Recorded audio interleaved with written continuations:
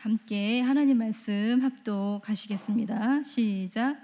수일 후에 예수께서 다시 가버나움에 들어가시니 집에 계시다는 소문이 들린지라 많은 사람이 모여서 문 앞까지도 들어설 자리가 없게 되었는데 예수께서 그들에게 도를 말씀하시더니 사람들이 한 중풍병자를 네 사람에게 메워 가지고 예수께로 올세 무리들 때문에 예수께 데려갈 수 없으므로 그 계신 곳에 지붕을 뜯어 구멍을 내고 중풍병자가 누운 상을 달아내리니 예수께서 그들의 믿음을 보시고 중풍병자에게 이르시되 작은 자야 내 죄사함을 받았느니라 하시니 어떤 서기관들이 거기 앉아서 마음에 생각하기를 이 사람이 어찌 이렇게 말하는가 신성 모독이로다 오직 하나님 한 분 외에 누가 능히 죄를 사하겠는가 그들이 속으로 이렇게 생각하는 줄을 예수께서 곧 중심에 아시고 이르시되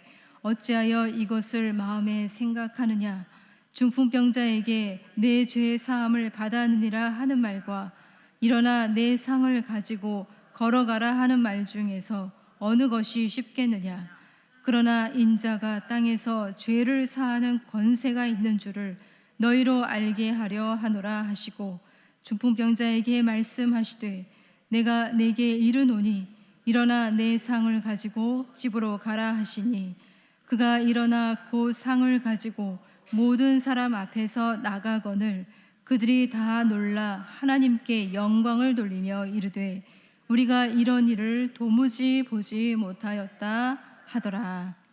아멘. 네. 이 이야기 중풍병자를 고치신 예수님의 이야기. 이 이야기는 단순한 치유 이야기가 아닙니다. 예수님이 이 땅에 오신 결정적인 목적이 무엇인지 그 목적을 드러낸 이야기입니다. 그래서 이 이야기의 주인공은 중풍병자도 아니고요. 중풍병자의 친구들도 아니고요. 중풍병자의 친구들이 보여준 대단한 믿음 또한 주인공이 아닙니다. 이 이야기의 주인공은 그렇다면 누구이실까요? 이 이야기의 주인공은 바로 예수님이세요. 예수님. 자, 오늘 본문은 특별히 죄사함의 권세를 가지고 계시는 예수님이 이야기의 주체예요. 그 모든 성경의 이야기, 그 이야기의 주체는 우리 하나님이시죠. 우리 예수님이십니다. 교회도 마찬가지라는 생각이 듭니다. 여러분, 우리 교회의 주인은 누구실까요? 네, 교회의 머리가 되시는 예수님이십니다. 목회자도 아니고요. 장로도 아니고요. 그렇다고 해서 우리 교회 가장 오래 다니시는 분이 주인이 아닙니다. 헌금을 많이 한 사람이 주인인가요? 그렇지 않습니다. 아무리 그런 분들이 주인 노릇을 해도 큰 소리를 쳐도 절대 주인이 될 수가 없어요. 오직 이 교회의 주인은 교회의 머리가 되시는 예수 그리스도이십니다. 그래서 교회가 교회되려면 그리고 복음이 되려면 모든 것의 시작이고 완성이신 예수님께 주목해야 되고요. 그분의 인격과 사역에서 흘러나오는 구원의 스토리, 주님의 음성에 우리가 주목해야 합니다. 자, 우리 함께 읽었던 이 본문의 이야기, 중풍병자가 고침받은 오늘 본문의 모든 상황들을 보면 굉장히 긴박하게 극적으로 또한 전개가 되고 있습니다. 누군가를 의존하지 않으면 안 되는 중풍병자가 등장하고 있고요. 그리고 그를 예수께로 이끌어준 사람들이 있고, 그리고 서기관들이 등장하고 있고, 예수님이 등장하고 있어요.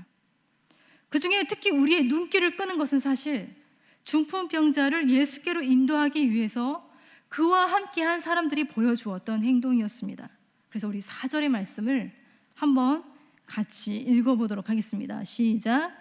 무리들 때문에 예수께 데려갈 수 없으므로 그 계신 곳에 지붕을 뜯어 구멍을 내고 중풍병자가 누운 상을 달아내리니. 아멘. 네, 주님을 만나게 하는 일에 있어서 그들은 거침이 없고 담대하고 과감하고 계산하지 않는 행동을 보여주었어요. 그리고 하나님의 말씀은 그들의 행동을 단순한 행동이 아니라 믿음이라고 표현하고 있습니다. 믿음이요. 그들은 그 믿음을 보여주었고 그 믿음을 우리 예수님은 주목하셨어요. 예수님을 주목하게 하는 믿음, 그 믿음은 바로 이렇게 행함과 함께 일하고 행함으로 온전하게 되는 믿음이에요. 여러분, 우리에게도 그런 믿음이 있나요? 중풍병자의 친구들이 보여주었던 이 믿음, 그러니까 지붕 위로 올라가는 그 믿음 말이에요. 기와장을 뜯어내는 그 믿음이 우리에게 있나요? 줄을 달아 내려서 예수님을 만나게 하고야 말겠다라고 하는 그 믿음이 우리에게 있나요? 여러분, 우리는 믿음이 작동하기 전부터 이미 우리의 마음은 너무 소심해가지고 너무 머뭇거리고 너무 염려하고 너무 계산해요.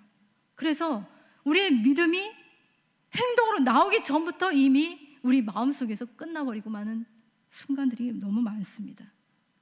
우리 마음이 장애예요. 우리 마음이 아무것도 시도하지 못하고 아무런 도전도 하지 않고 있는 하나님의 나라와 그 일을 향해서, 그 사역을 향해서 믿음으로 나아가지 못하고 있는 우리의 모습들이 너무나도 많이 있습니다.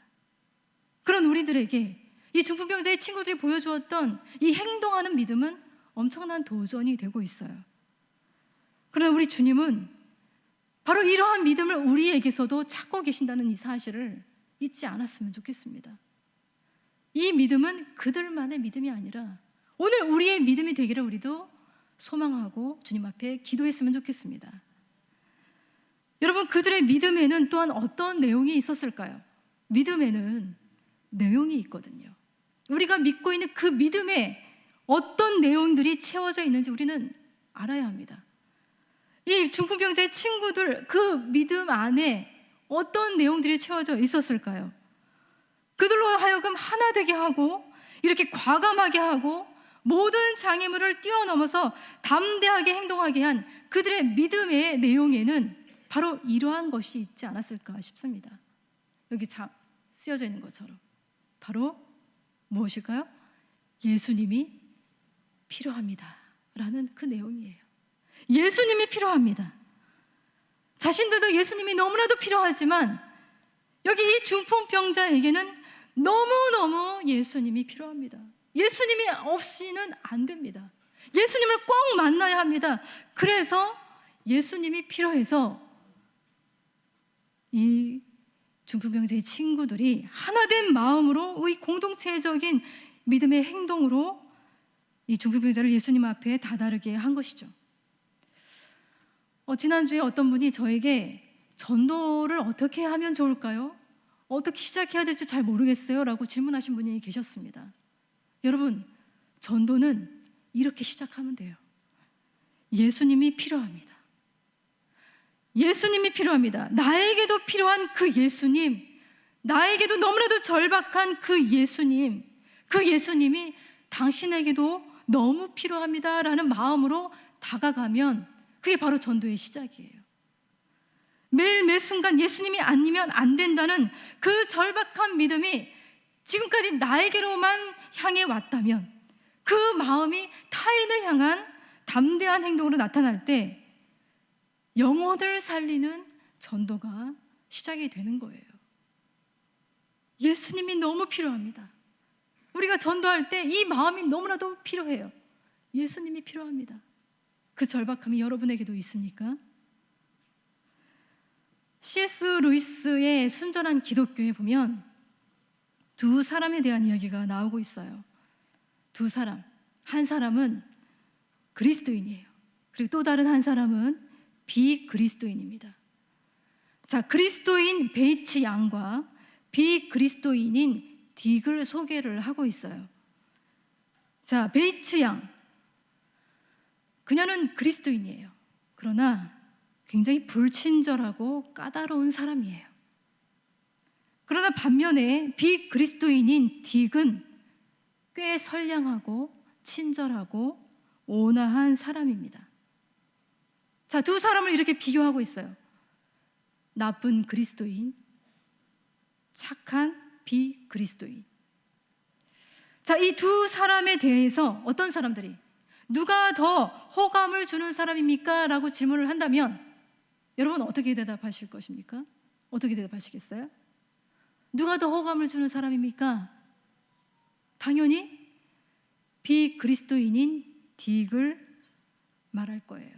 그렇게 대답하는 사람들이 우리 이 세상에 아마 거의 대부분이 아닐까라는 생각이 듭니다. 사람들은 그래요. 사람들은 나쁜 그리스도인들보다 선량한 비그리스도인들을 어쩌면 더 선호하는지도 모르겠어요. 그러나 주님은 어떻게 보실까요? 우리 예수님은 어떻게 보실까요? 우리 예수님은 이 둘을 우리가 보는 것처럼 보실까요? 자, 우리 예수님이 그리스도인인 베이츠 양을 보시면서 너 언제까지 이따위로 믿을래? 라고 이렇게 보실까요? 우리 그렇게 좀 말하는 편도 있잖아요. 책 중에 이 제목이 이런 제목을 가지고 있는 책이 있더라고요. 언제까지 이따위로 살래? 라는 책이 있어요. 언제까지 이따위로 믿을래? 이렇게 말씀하실까요? 아마 예수님은 베이츠 양을 보면서 이렇게 말씀하실 거예요. C.S. 루이스가 하는 말입니다. 여전히 너는 내가 아니면 안 돼. 내가 필요해. 내 손길이 필요해. 자, 비그리스도인인 딕을 바라보시면서 우리 예수님은 어떻게 말씀하실까요? 그래, 지금까지 훌륭하게 착하게 살았으니까 살던 대로 살아라. 그렇게 하실까요? 아닙니다. 비그리스도인인 딕을 바라보시면서도 여전히 우리 주님 이렇게 말씀하실 거예요. 너는 정말 내가 절실히 필요하구나. 절실히 필요하구나.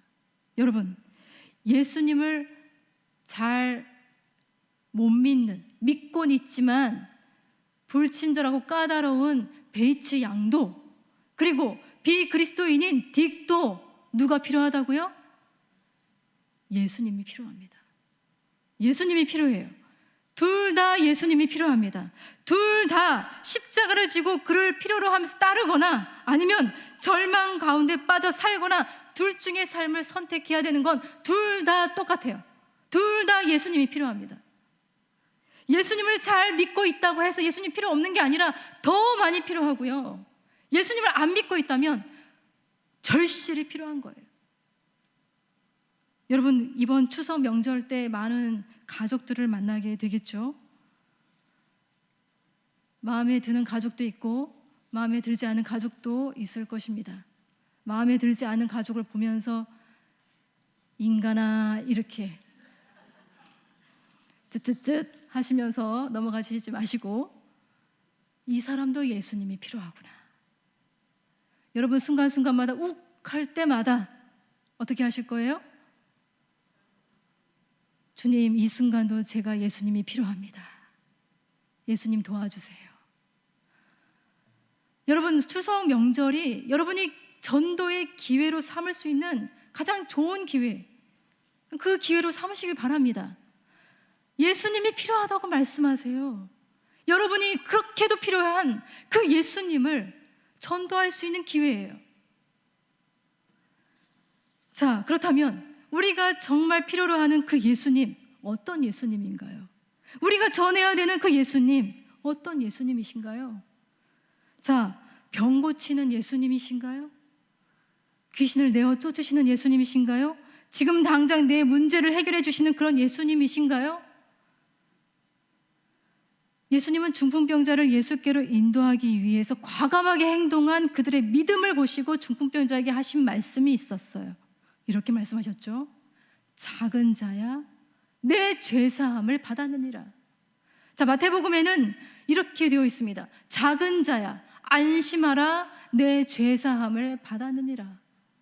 자, 한번 저를 따라해 보시겠습니까? 안심하라, 내 죄사함을 받았느니라. 네, 어마어마한 말씀이에요. 여러분, 예수님은 그에게 고침을 받았다 하지 않으셨고 내 죄사함을 받았다, 너의 죄가 용서받았다 선포하셨습니다. 그 말씀으로 그 자리에 있는 모든 자들에게, 서기관들에게, 제자들에게, 오늘 우리에게 예수님은 자신이 어떤 존재인지를 드러내 보여주셨어요. 그 말씀이 10절의 말씀이에요. 한번 10절의 말씀을 같이 함께 읽어보겠습니다. 시작. 그러나 인자가 땅에서 죄를 사하는 권세가 있는 줄을 너희로 알게 하려 하노라 하시고 중풍병자에게 말씀하시되. 네, 자, 인자가 땅에서 죄를 사하는 권세가 있는 줄을 너희로 알게 하려 하노라. 여러분, 예수님은 참 많은 종류의 권세를 가지고 계시는 분이십니다. 그렇죠? 마태복음 28장에 보면 하늘과 땅의 권세를 가지신 분으로 등장하시면서 제자들에게 전도를 명령하셨어요. 자, 마가복음 1장 27절 보시면 사람들이 놀라면서 예수님을 향해서 이렇게 말하고 있어요. 권위 있는 새 교훈이로다. 더러운 귀신들에게 명한즉 순종하는도다. 그러니까 귀신들도 순종할 만한 가르침의 권세를 갖고 계시는 예수님으로 등장하고 있습니다. 요한복음 10장에는 자신의 목숨을 스스로 버릴 권세도 있고 다시 얻을 권세도 있는 주권자이신 그 주님의 권세를 말하고 있어요. 그 외에도 성경 곳곳에 예수님께서 가지고 계시는 권세들, 다스림의 권세, 그리고 모든 만물을 그 발 아래 복종하게 하는 권세, 모든 권세를 갖고 계시는 예수님을 말하고 있어요. 그런데 그 모든 권세들 중에서 가장 중요한 권세가 무엇이냐? 바로 죄사함의 권세예요. 죄사함의 권세예요. 권세 중에 권세예요. 죄사함의 권세를 가지고 계시는 예수님, 그 예수님이 우리에게 결정적으로 필요한 예수님이에요. 우리 모든 인류들에게 가장 필요한 예수님, 죄사함의 예수님이에요. 지금 당장 내 문제, 지금 당면한 그 문제를, 경제적인 문제, 학업의 문제를, 진로의 문제를, 앞날의 문제를 당장 해결하는 것을 중요하게 여기고 그런 필요를 채워주시는 주님을 바라는 것이 중요한 게 아니라 지금 당장 해결해야 되는 내 문제는 바로 죄의 문제라는 거예요. 그 죄의 문제를 해결해 주실 수 있는 유일하신 참 하나님이 바로 예수 그리스도십니다. 죄사함의 최고 권위자는 예수님이세요.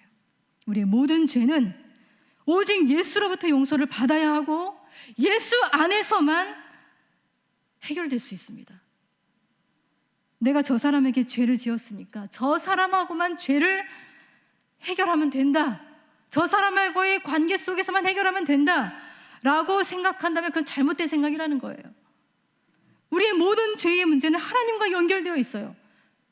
어떤 그 누구에게 잘못한 것은 그 누구를 지으신 바로 하나님께 잘못한 거예요. 하나님 앞에 먼저 나와야 합니다. 이 죄사함의 예수님 앞에 먼저 나와서 참여해야 돼요. 그래야 해결될 수 있고 해방될 수 있고 자유함을 누릴 수가 있어요. 그런데 여기 이 본문에서 우리가 눈여겨봐야 할 점이 있어요. 아주 중요한 부분이에요. 여기 중풍병자를 보십시오. 중풍병자가 예수님께 자기 의지대로 나와서 예수님 날 용서해 주세요, 잘못했어요 라고 했나요? 하지 않았습니다. 그는 친구들의 도움을 받고 예수님 앞에 나왔고요. 중풍병자는 날 용서해 주세요라는 말을 했다고 성경은 기록하고 있지 않습니다. 여러분, 사실 적어도 우리가 생각하는 죄사함이라고 하는 건 그것이 성립되는 조건과 과정이 있는데, 죄 지은 당사자가 피해자에게 무릎 꿇고 앉아서 용서해 주세요 라고 해줘야 용서를 해줄 수 있는 상황이 성립이 되고 용서할 수 있는 기회가 주어지는 거 아닌가요? 우리는 그 정도는 해줘야 내가 좀 용서를 해주겠다라고 작정하지 않나요? 그런데 중풍병자는 이 죄사함이 성립될 만한 조건을 만족시킬 그 어떠한 행동도 하지 않았어요.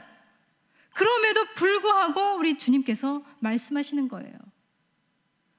자, 5절의 말씀 다시 우리 함께 읽어보겠습니다. 시작. 예수께서 그들의 믿음을 보시고 중풍병자에게 이르시되 작은 자야 내 죄사함을 받았니라 하시니.